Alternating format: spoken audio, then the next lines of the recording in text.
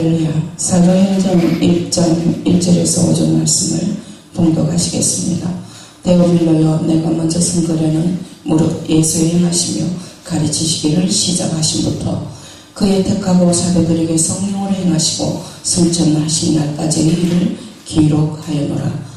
해받으신 우리의 또한 저에게 확실한 많은 증거로 친히 사심을 나타내사 40일 동안 저에게 보이시며 하나님 나라의 일을 말씀하시니라. 사도와 같이 모이사 저에게 풍부하여 가라사대 예루살렘을 떠나지 말고 내게 들은 바 아버지의 약속하신 주를 기다려라. 요한은 물로 침례 세례를 베풀었으나 너희는 맨날이 못되어 성령으로 침례 세례를 받으리라 하셨느니라. 하나님은 정직하신 분이십니다. 그는 자기를 두고 맹세하신 말씀을 반드시 이루십니다. 그러므로 그는 알파와 오메가요 처음과 나중이요 시작과 끝이다고 말씀하십니다. 계시록 22장 13절의 말씀입니다. 다시 말해 하나님은 알파와 오메가가 일치하고 처음과 나중이 일치하고 시작과 끝이 일치하다는 말씀입니다. 우리의 믿음은 종교가 아닙니다. 우리는 하나님의 약속을 믿는 사람들입니다. 종교는 신비주의의 틀을 벗어나지 않습니다. 신비주의는 일방적인 믿음입니다. 하나님의 약속과는 상관이 없는 일방적으로 신념을 가지고 일방적으로 사모하고 일방적으로 열심을 내고 일방적으로 헌신하는 것이 신비주의자들의 특징입니다. 그러므로 미신뿐 아니라 종교 역시 신비주의라고 말할 수 있습니다. 신비주의자들은 약속도 없이 단지 인간의 속성을 따라 일방적으로 소망과 기대를 갖습니다. 하나님 앞에서 우리가 갖는 믿음은 일방적인 것이 아니고 상호적인 것입니다. 하나님의 약속이 없다면 우리는 어떤 믿음도 가질 수 없습니다. 하나님의 약속이 있기 때문에 믿기도 하고 바라기도 하는 것입니다. 우리가 스스로 가리켜 아무리 믿음이 좋다고 말할지라도 하나님의 약속을 가지고 있지 않다면 결국 신비주의자에 불과하고 종교인에 불과합니다. 우리는 하나님의 약속을 믿는 사람들입니다. 하나님의 약속에는 두 가지가 있습니다. 첫 약속은 하나님께서 아브라함에게 하신 약속으로서 그것은 이스라엘 백성이 가나안 땅에 와서 새 약속을 받는 날까지 지속되었습니다. 이스라엘 백성이 애굽을 떠날 때부터 피 없이 이루어진 하나님의 약속은 없었습니다. 하나님께서 그들에게 양의 피를 문술주와 안방에 바르도록 명하셨고 내가 피를 볼 때에 너희를 넘어가리라. 출애굽기 12장 13절에 말씀하고 있습니다. 2000년 전부터 수많은 양과 소가 희생됐습니다. 이는 하나님께서 자기 아들을 세상에 주실 것에 대한 약속입니다. 첫 약속은 하나님의 아들이 하나님 품속에서 나오셔서 인류의 구조가 되신 것에 대한 언약이었습니다. 예수께서는 인자가 온 것은 섬김을 받으러 함이 아니라 도리어 섬기러 하고 자기 목숨을 많은 사람의 대성물로 주도함이니라고 말씀하십니다. 마태복음 20장 28절에 말씀하셨죠. 그가 이렇게 자기 목숨을 내놓으려고 하는 것은 자기 양들에게 생명을 주고 더 풍성히 주려는 것이었습니다. 요한복음 10장 10절의 말씀입니다. 그는 내 살을 먹고 내 피를 마시는 자는 영생을 가졌고 마지막 날에 내가 그를 살리리라. 요한복음 6장 50절 말씀과 같이 이처럼 하나님의 첫 약속은 하나님의 아들인 예수 그리스도를 보내주시겠다는 것이었습니다. 오늘날 우리는 하나님의 약속대로 예수 그리스도를 영접한 사람들입니다. 그래서 우리의 믿음에는 하나님과의 나의 관계, 자녀의 관계에 대해서 기쁨과 즐거움으로 큰 자긍심을 가지고 온전한 믿음을 가지고 믿어야 되겠죠. 그러면 예수 그리스도께서 세상에 오신 목적이 무엇이겠습니까? 그는 인간을 죄에서 구원하시기 위해서 오셨습니다. 불신자들은 그리스도인들이 자기들에게 신앙을 억지로 강요하지 하고 오해를 합니다마는 그러나 신앙에는 강제성이 없습니다. 은혜는 각 사람이 선택하는 것이지 다른 사람이 강요할 수 있는 것이 아닙니다. 믿을 것인지 안 믿을 것인지, 하늘에 갈 것인지 말 것인지, 지옥에 갈 것인지 천국에 갈 것인지, 영생을 얻을 것인지 참으로 엄벌을 받을 것인지 하는 것은 각 사람의 선택하는 것입니다. 믿지 않는 사람에게 자꾸 믿으라고 말하는 신자들의 심정은 마치 억지로 어린아이를 끌고 달리듯이, 그렇게 어린아이에게 바른 길, 옳은 길을 억지로 가지 않겠다는 아이들을 꼭 일부러라도 데려가겠다는 그런 엄밀한 심정으로 꼭 끌고 가고자 하는 마음과 같은지는 모릅니다.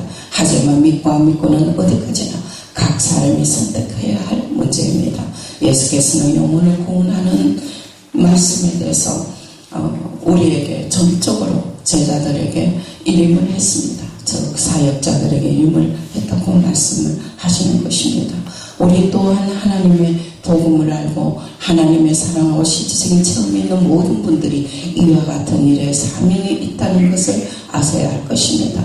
어떤 사람은 하나님께서 믿지 않는 사람들에게 보복을 하신다고 생각합니다. 그들은 하나님께서 그 믿지 않는 사람들에게 화가 나서 그들을 지옥에 던져버리겠다는 생각을 하는 것은 절대로 아닙니다. 우리 믿지 않는 영혼들 정말 큰 오해를 하지 않기를 바랍니다. 인간은 자존자가 아니고 피조물이기 때문에 스스로의 힘으로 살 수 없습니다. 자존자는 오직 스스로 존재하시는 하나님 한 분뿐입니다. 오직 하나님 한 분뿐으로서 그분이 우리에게 주신 이 귀한 사랑에 대해서는, 구원하시기에 대한 그의 표현임에 대해서는 우리는 절대로 진실로 믿고 그분의 사랑을 체험하기를 바랍니다. 그래서 하나님께서 예수 그리스도 통해 인간의 영으로 살게 하신 것입니다. 예수 그리스도를 통해 인간이 영으로 살게 하신 것입니다. 즉 성령이 우리 안에 오심으로 인해서 우리가 영으로 구원받고 영으로 정말 인지심을 받아서 영원한 영생에 이르는 그날에 살기를 원하시는 것입니다. 첫 약속 목적은 오직 하나님 사람들로 하여금 예수를 믿게 하라는 것입니다.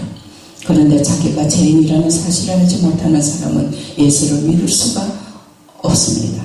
회개가 필요한 이유가 바로 여기에 있습니다. 회개란 자신이 죄인이라는 사실을 시인하는 것입니다. 이를 시인하지 않는 사람은 예수를 믿을 수 없습니다. 제가 더한 것에 은혜가 넘쳤다고 말씀하시기도 하죠. 로마서 5장 20절의 말씀입니다.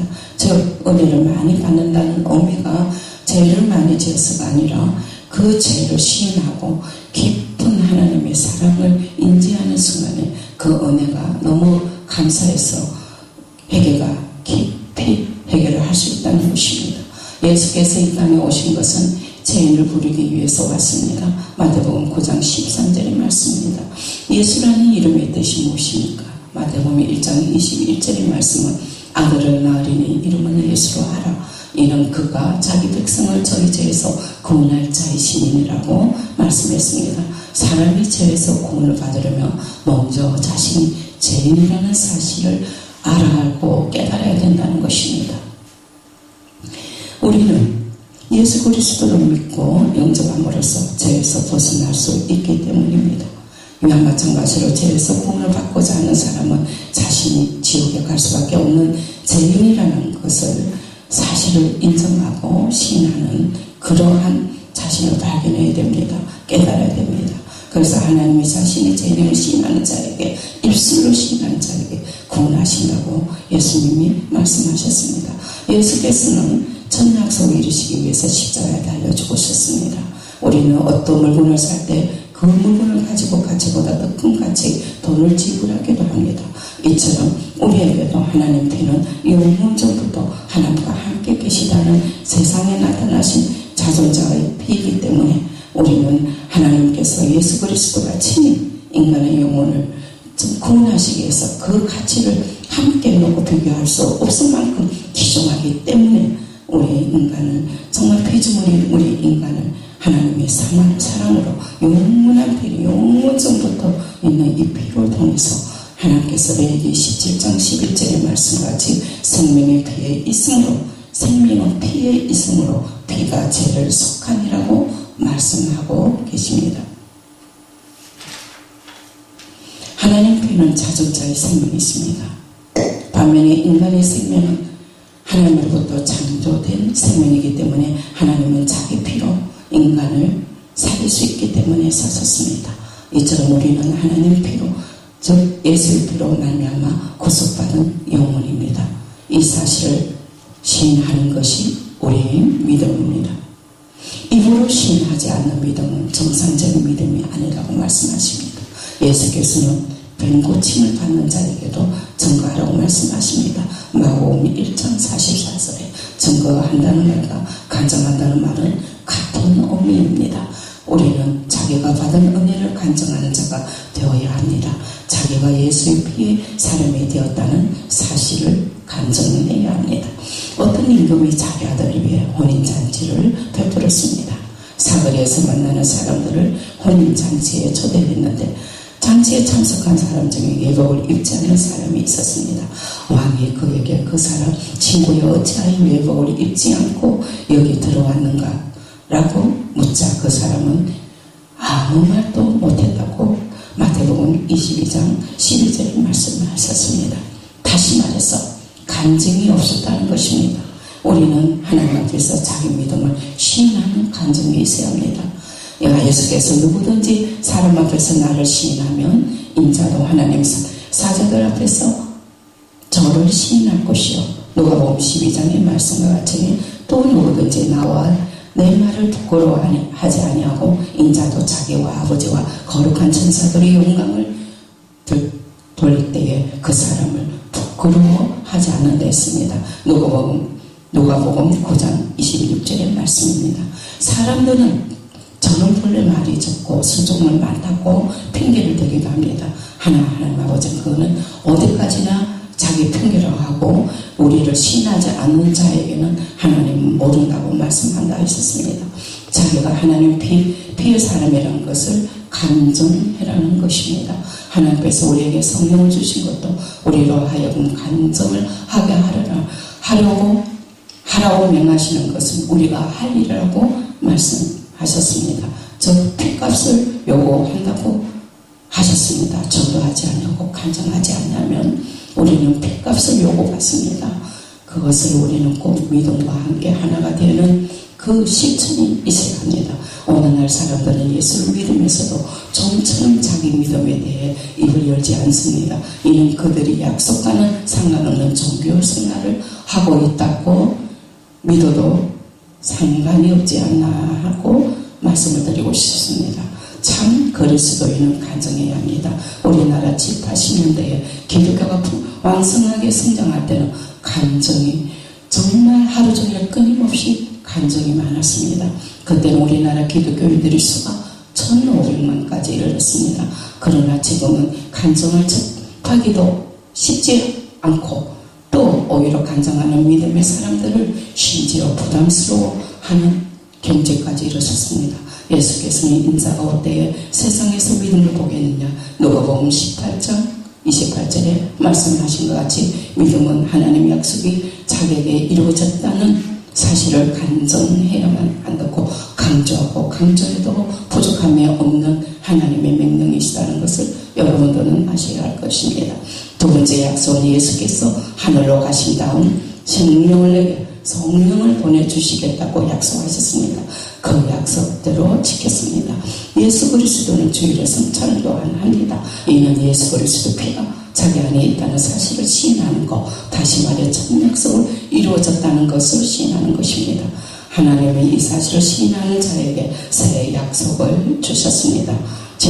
지난주에도 여러 가지 말씀을 드렸는데 여러분들은 우리 자신이 다 이 새 약속의 첫 약속과 새 약속의 내용을 성령이 주셨다는 것을 꼭 믿으시고 사도행전 2장 10절 19절의 말씀과 같이 하나님이 가라사대 말세에 내가 내 영으로 모든 육체에게 부어주리니 너희의 자녀들은 예언할 것이요 너희의 젊은이들은 환상을 보고 너희의 늙은이들은 꿈을 꾸리라. 그때 내 영으로 내 남성과 여종들에게 부어주리니 저희가 예언할 것이요 또 내가 위로 하늘에서는 기사와 아래로 땅에서는 징조를 베풀리니 곧 피와 불과 연기로다 고 말씀하셨습니다.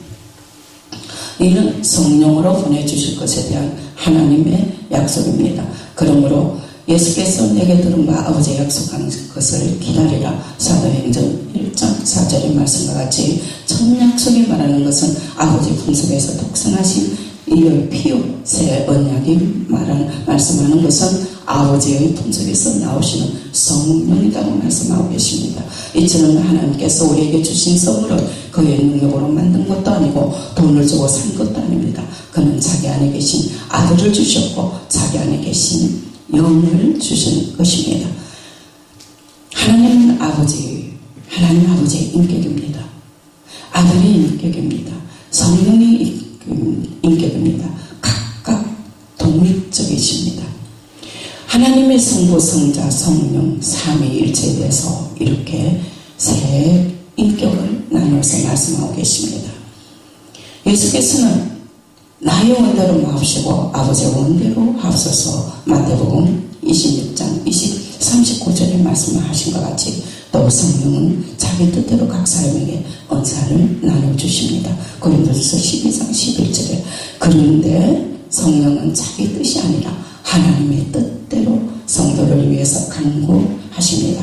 로마서 8장 27절의 말씀같이 하나님의 뜻, 아들의 뜻, 성령의 뜻이 각각 존재하듯 삼위는 각각 독립적인 인격을 말씀하고 있습니다. 그러면 성부, 성자, 성령의 관계는 어떠하십니까? 어떤 사람이 인간적인 시각에서 아버지가 가장 높고 아들이 그 다음이고 성령은 가장 낮은 분이라고 생각합니다. 이는 대단히 위험한 생각입니다.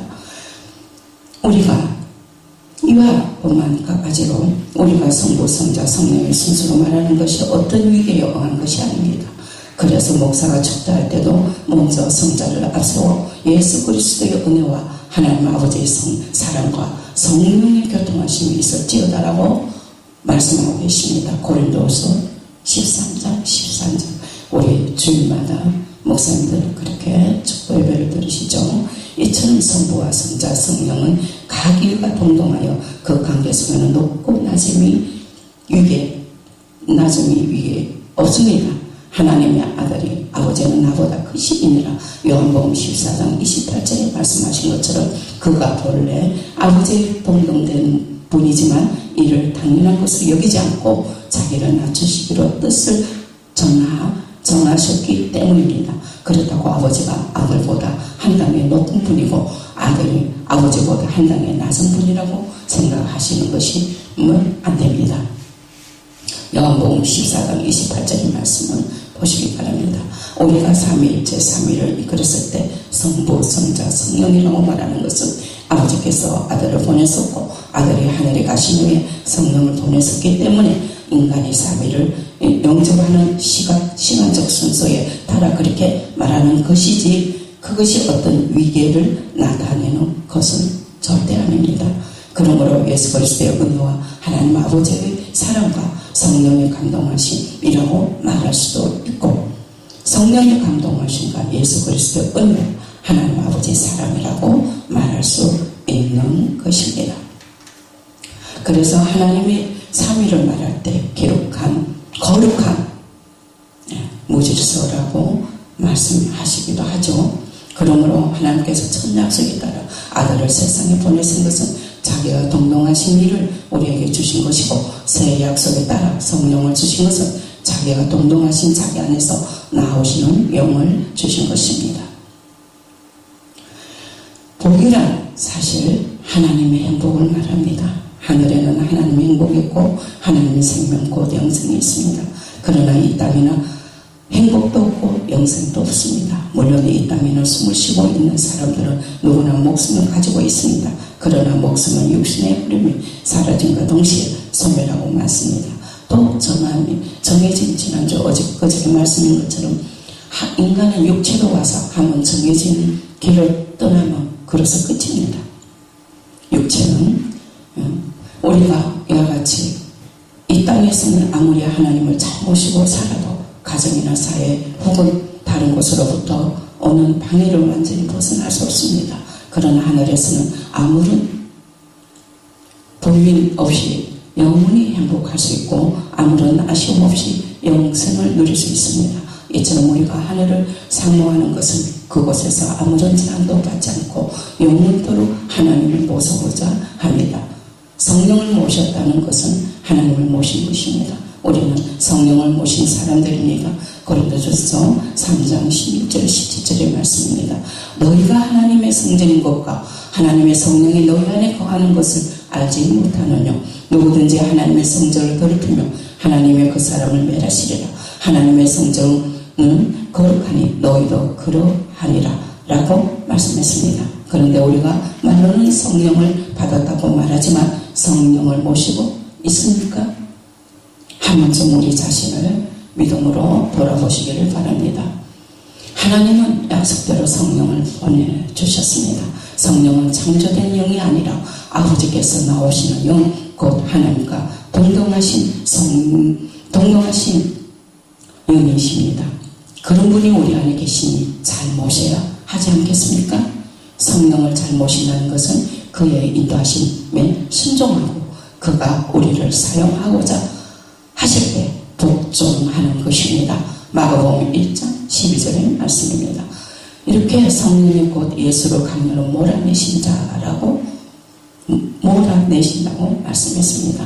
예수께서는 성령이 인도하신 자를 죽는 곳이라도 마다하지 않고 가서 역사하셨습니다. 당신은 성령을 모시고 있습니까?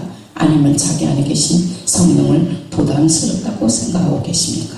예수께서는 그러므로 내가 너에게 이르노니 사람의 모든 죄와 해방은 사하심을 얻되 성령을 해방하는 것은 사하심을 얻지 못하겠고 또 누구든지 말로 인자를 거역하면 사하심을 얻되 누구든지 말로 성령을 거역하면 세상과 온 세상에도 사하심을 얻지 못하리라고 마태복음 12장 31절에서 32절 말씀하셨습니다. 정말 이것은 불호 자식과 같은 말씀의 비유이고 어떤 의미이기도 합니다. 우리가 순종하지 못할 때의 말씀이겠죠. 어떤 사람은 믿는 사람은 절대 망하지 않는다고 말합니다. 그러나 믿는 사람이란 끝까지 믿음을 지속하는 사람을 가리킵니다. 디모데전서 4장 1절에서 2절의 말씀입니다.